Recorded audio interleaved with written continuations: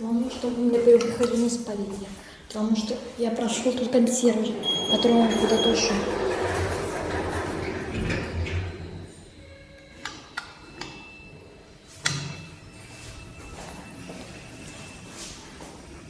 И 700, у меня тут в районе таких 3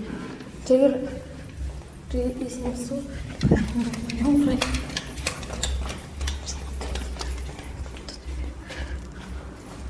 О, какой вид.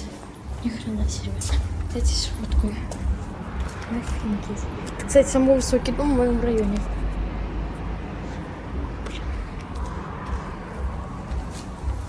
Второй раз в жизни вообще, нет, третий раз.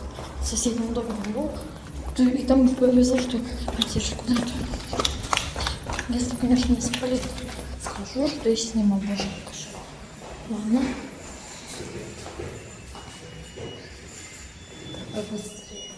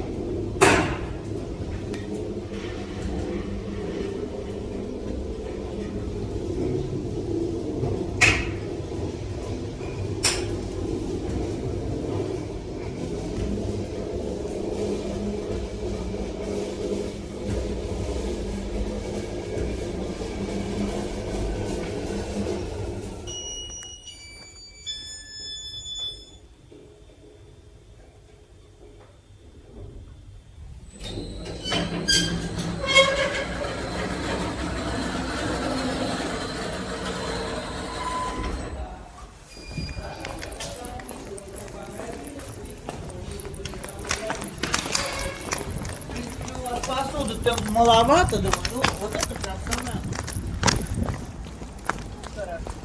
Пока неплохо снял. Сейчас.